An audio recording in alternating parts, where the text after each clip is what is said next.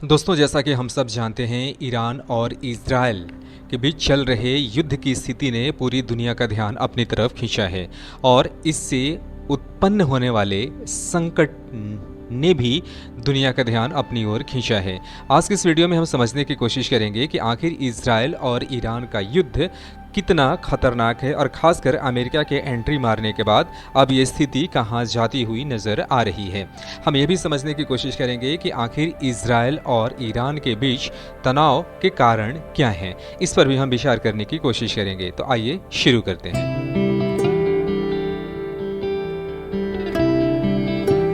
Israel Iran युद्ध आज के समय का सबसे खतरनाक और संवेदनशील भू राजनीतिक संघर्ष बन चुका है, जो अब एक सीमित टकराव की सीमाओं को लांघकर खुले युद्ध में तब्दील हो रहा है।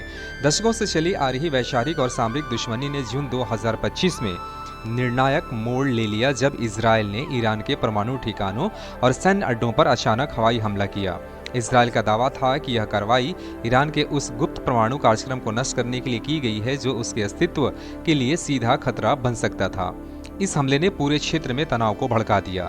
ईरान ने तुरंत प्रतिक्रिया देते हुए इजराइल पर सैकड़ों मिसाइलें और ड्रोन दागे, जिनमें इजराइल के सीमावर्ती इलाकों के कई नागरिक हताहत हुए।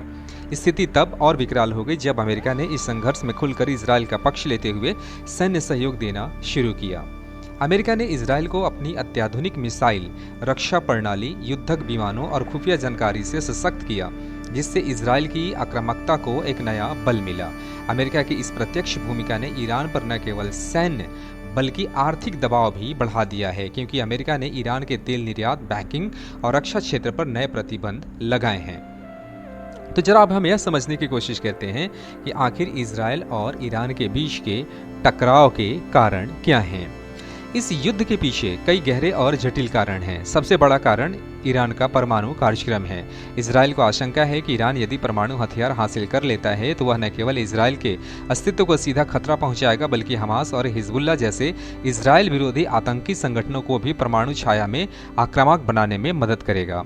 दूसरा कारण ईरान का प्रॉक्सी नेटवर्क है, जिसके तहत वह लेबनान, गाजा, यमन और सीरिया में इजराइल विरोधी संगठनों को हथियार, धन और प्रशिक्षण प्रदान करता है। तीसरा और अधिक गहराई वाला कारण धार्मिक और वैचारिक टकराव है। जहां ईरान एक शिया इस्लामी गणराज्य है, वहीं इजराइल एक यहूदी राष्ट्र है। दोनों देशों की धार्मिक पहचान और उनका क्षेत्रीय एजेंडा एक दूसरे के विपरीत खड़ा है। चौथा बड़ा कारण अमेरिका और इजराइल के घनिष्ठ राजनीतिक साझेदारी है, जिसने ईरान हमेशा असहज महसूस करता रहा है।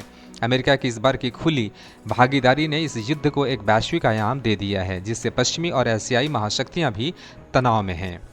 आज यह युद्ध केवल इजराइल और ईरान के बीच का नहीं, बल्कि यह पूरी मध्य पूर्व की स्थिरता, वैश्विक ऊर्जा आपूर्ति और विश्व शांति के लिए खतरा बन चुका है। अगर जल्द ही कोई कूटनीतिक समाधान नहीं निकला तो यह संघर्ष तीसरे विश्व युद्ध जैसी स्थिति का रूप ले सकता है। इसलिए इस समय दुनिया के लिए आवश्यक यह हो गया है कि वह इस संघर्ष को केवल दो देशों की लड़ाई न समझें, बल्कि इसे वैश्विक संकट के रूप में देखें और तुरंत हस्तक्षेप करें। जानने की इच्छा रहेगी कि आप ईरान और इजराइल के इस तनाव को कैसे देखते हैं, या फिर आप इनके बारे में क्या सोचते हैं। यदि आप इसके बारे में कमेंट्स बॉक्स में हमें बताएं तो खुशी होगी। आज की इस वीडियो में यहीं तक, मिलते हैं अगले वीडियो में। धन्यवाद।